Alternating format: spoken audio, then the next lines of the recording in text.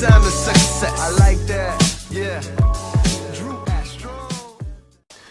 Alright guys, this is Tony Chrisodoulou. I'm coming in from the beautiful Nashira Hotel. I'm about here to talk for the Battle 5. Stefano Cosanidi once again putting on a very good show. This time he's finally adding MMA. I've been telling him to do this for the past few battles. Put back MMA. Let's get MMA back in the Greek scene again. You know, we just had the CFO, the GFC just happened. Let's keep it on a roll. And I think that he's doing one thing better than all the other shows. He's putting elbows in the MMA in Greece on the ground. First time. Very, very excited about this. This is going to be a game changer. This is going to see whether Greece is really for MMA or not, because the truth is, MMA has elbows nowadays. In the UFC, which is the #1 organization, they have elbows. We got to try to be like the #1 organization. Why are we trying to be like other people? If you want to play basketball, you want to be like Michael Jordan. You don't want to play like the guy that's on the bench, you don't remember his name. It's the same thing here. You want to be the best, and you got to copy, or at least go with the way the best go. So, moving on. The fights now. Stromboli versus Zurabi. 205, heavy-hitting, big-handed guys going toe-to-toe in what seems to be the biggest mismatch in MMA here in Greece. Now, I know what you're saying. That's kind of rude, it's a mismatch, but we don't like to say it. The truth is, it's a bit of a mismatch. Stromboli is coming off of a loss to Moruli, who was a very tough opponent, but he was beat handily in that fight, and Zurabi is coming off of a win, and is a much more experienced fighter. Now, what makes this fight interesting, though, is that Stromboli has one thing that Zurabi doesn't.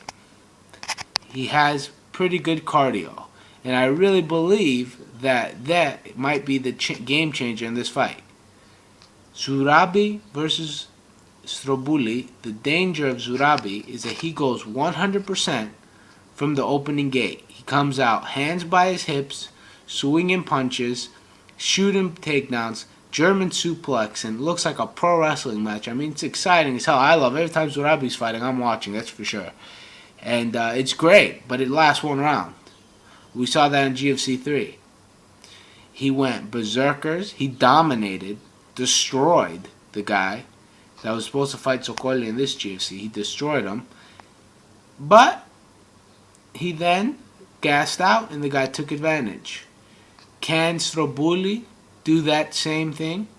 That's what we got to come see at the battle. And I really think that he's a pretty smart guy, and I know Stromboli, and he's a really nice guy. He's very smart, and I'm really hoping that he's learned his lesson and watched tape. My opinion, if I was him, I would get on the treadmill right now, start running. I would get off the treadmill the day of the fight. I wouldn't stop running. I would be in the best shape possible. I would spar 12 rounds every day, because that's what's going to beat Zurabi. It's taking the initial onslaught that he brings to the table. Now, as far as Zurabi, what he has to do what he does every time. Come out, be the juggernaut that he is, punch, punch, punch, slam, slam, ground and pound, throw a couple of those elbows that you get to throw now, and overwhelm him until the point that he wins by TKO. That's what I would do if I was Zurabi. I would just do what I do every single time. I wouldn't change up one thing. Now, you could say, oh, why wouldn't he conserve his energy? Because, to be honest, sometimes some fighters are like that. Some guys are world winners. You know, he's not going to be Evander Holyfield of heavyweight boxing, technical and great cardio. Some guys just don't have it. I really think that his style is a berserker style, and he uses his wrestling really well.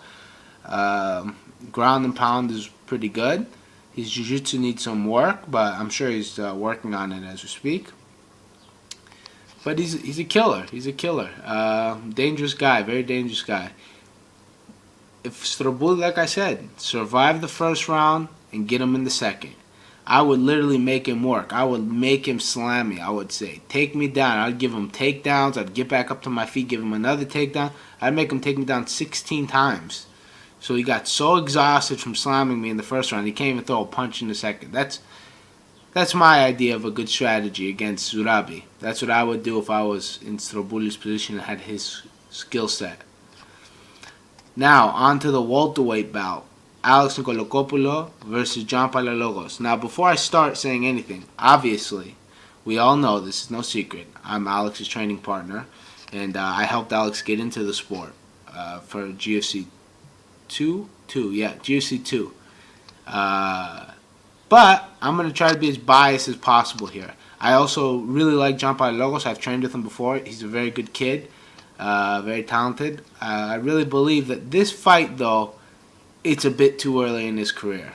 If someone would have said, hey, what do you want, if you have John Palaiologos' career, what do you want to do? You want me to fight Alex next? I would say no. I'd say to give him a couple more fights. Let him build his technique. Let him build his ring presence, you know. He's very long, very rangy. That's going to be very dangerous for Alex. But Alex has some of the best pure technique in Greek MMA when it comes to stand-up. I know you guys are going to laugh if you watch some of his older fights, but watch his fight with Granis. Everything is very technical. The lead leg front kick to the head, it was beautifully timed, beautifully set up. Even against Amir, where he was fighting against a very high-caliber wrestler, he threw off some nice combinations. Obviously, he was still getting into the fight as was going on, but I really think that Alex has the potential to fight outside of Greece and in bigger organizations. And I'm not saying that Palaiologos doesn't. I just don't think Palaiologos is ready right now. So if I were to just box off checks, striking, it goes to Alex, in my opinion, having the more technical striking. It's not to say that Palaiologos can't land a punch or a big knee, because he definitely can. He definitely can. He rocked a couple of his opponents, I think. And he needs a little more work to fight Alex, is my opinion. So I give striking edge to Alex. Wrestling edge, I think technically they're pretty even, but I think Alex is going to be a lot stronger. So I'm going to go with Alex on that one again, only for matter of strength. Jiu-Jitsu, I think that's pretty obvious. Alex is a purple belt in Jiu-Jitsu. He also is a many-time champion in different competitions. Fila, no gi, etc. He's a purple belt in David Dimopoulos, so it's not easy. Palaiologos is dangerous off of his back. He proved that against Papuashvili. He really controlled him off of his back. He didn't need too much ground and pound. He almost got him in a triangle. He's very long legs. He's rangy. But Alex also, when he fought against Papuashvili, that's the most common opponent. He proved that he can really do some damage out of his guard. He went for like 4 or 5 different submissions, ended up getting with a Kimura.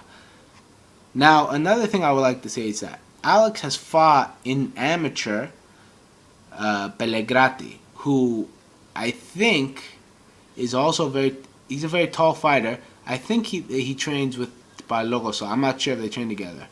But if they do, I'm sure Pellegrati is telling Palaiologos how strong Alex is. Because in that fight, Pellegrati is a very talented jiu-jitsu competitor. I've competed against him in jiu-jitsu before. He had a very difficult time, even on the ground, with Alex. And I don't remember the rules of that fight. It might have been no ground and pound, or ground and pound only to the body. There was something strange about the rules, but something like that, and he still had a difficult time. I really think that this fight, if it gets to the ground, if Pellegrati couldn't submit Alex, I have a very hard time believing that Palaiologos will. Other than that, I really think it's going to be an intense fight, and it's going to be a very important fight as far as MMA in Greece is concerned. So for everybody who really enjoys Greek MMA, please go to the battle, support the fighters, buy tickets from the fighters first if you can. Once the fighters are sold out, go to the arena buy them. But we want them from the fighters. Go support the fighters. That's what's important here. supporting the athletes so they can continue to fight and put on their best performances. Because when you guys just don't go there, just go to the event and buy the tickets, don't buy it from the athletes, you're really taking money out of their pocket. I mean, they get paid partly from the tickets. That's the truth. Some guys don't like that I say the truth. That's the reality of the situation. And we need to support the fighters. Like even me, all my friends are buying tickets from Alex. And if Alex sold out, I'm going to tell them to go buy tickets from Palaiologos. And or from Stromboli, or from Zurabi, or from any of the kickboxing athletes. But they're going to buy from the athletes because that's what's important. Anyway, guys, I want to thank you for this blog. I'm not take you any more of your time up. Come watch the battle. It's going to be great. I'm over here in Nashira Hotel in Turkey, getting ready, packing my bags, getting ready to come back to be in Alex's corner to watch the fights. All right, Team Tony out. Who got haters? Yo, Chad, put some wine in my cup while there's food on my plate. Money and success go together like